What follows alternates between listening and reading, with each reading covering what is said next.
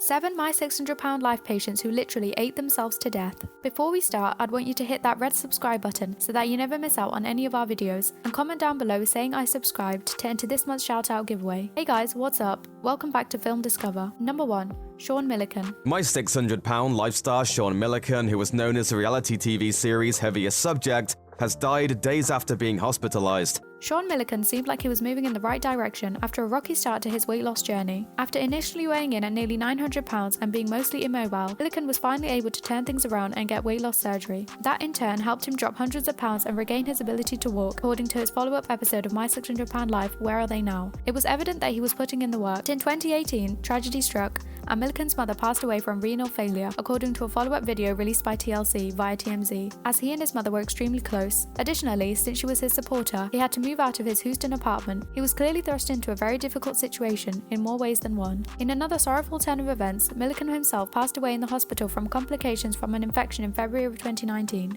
He was having problems with his breathing, his father wrote on Facebook via TMZ. They were able to resicate him, and after a short time later his heart stopped. He was only 29 years old. Number 2. James L.B. Bonner. When James L.B. Bonner's episode of My 600 Pound Life premiered, he quickly became a season 6 fan favourite, and losing his foot after an ATV crash, Bonner's weight ballooned to 650 pounds. Unable to care for himself and living with his parents, Bonner decided to seek help from Dr. Now, determined to make a change. By the end of the show, it was clear that Bonner was a success story. He went from 650 pounds to less than half of that and was sticking to his diet and exercise regimen. He became a burgeoning social media star with more than 8,000 Facebook followers, according to Starcasm. He was doing so well and losing so much weight that TLC put the quash on his photo and video sharing, which might have spoiled any follow-up episodes or given too much away. But sadly, no follow-up episode would ever air. That's because tragically, Bonner committed suicide in the summer of 2018 at age 30, according to People magazine. The cause of death was a single self-inflicted gunshot to the head. His motivation for ending his life is not known to the public, though his family came forward to share some of the battles he faced before his death.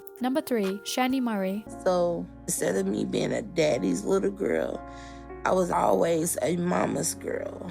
There's no question that what Shani Murray endured as a child was horrific. In her episode of My 600 Pound Life, viewers learned that not only was she molested as a child, but the abuse was so bad that she had to see a doctor because she was having problems using the bathroom. That's something no child should ever have to deal with. In order to cope with the pain, Murray turned to food at an early age and didn't stop eating until she was at 780 pounds. Hopeful that she could turn her life around, Murray turned to Dr. Now for help, but she was never approved for weight loss surgery because she refused to follow the diet and exercise plan Dr. Now gave to her. She and her husband were even caught red-handed ordering pizza and burgers to her hospital room, much to the ire and chagrin of Dr. Now, who was not happy. Murray has posted a handful of videos on her YouTube channel. While she claims to have lost weight on her Facebook page, any progress is difficult to discern. Number 4. Henry Fuchs. Some of the most heartbreaking episodes of My 600 Pound Life are those that you see long after the original air date, once you know the person didn't survive. It's especially sad when they put in their blood, sweat and tears needed in order to lose weight and reclaim their lives, as Henry Fuchs did in season 1, but never got the chance to turn it all around. As one of the first stars on the show, Fuchs endeared himself to viewers with his kind disposition and sincere desire to show up to his high school reunion looking his best. Thanks to his hard work and determination, Fuchs went from 750 pounds to 275 pounds, an absolutely amazing accomplishment. He was literally less than half of the man that he used to be, poised to put his past behind him. In a heartbreaking twist, however, Fuchs passed away in 2013, several months after having a medical episode while driving a bus, according to Starcasm. While his precise cause of death remains unknown, his passing is indeed an unfortunate reality. Fuchs' obituary is available here. Number 5. Lisa Fleming.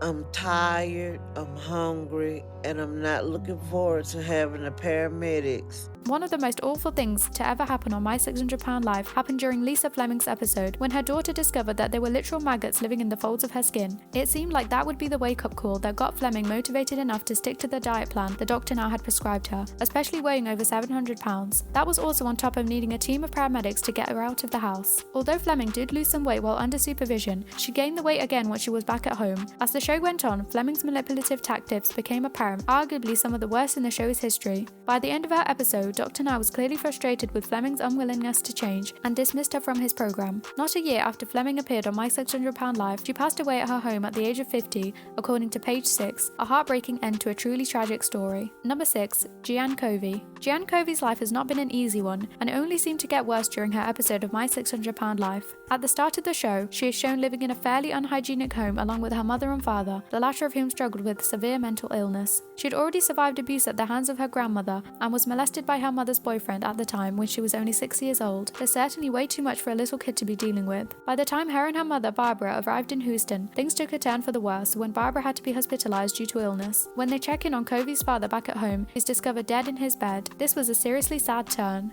Unfortunately, everything proved to be too much for Covey, who decided she was not in the right place in her life to follow Dr. Now's program. Instead of staying in Houston, she decided to return home. Maybe she'll return to Dr. Now's in the future. We certainly hope so. Number 7. Bethany Stout. I also had my second therapy appointment a few weeks ago, so Dr. Now should be happy I'm doing those. It looked like things were going well for Bethany Stout for the majority of her episode of My 600 Pound Life.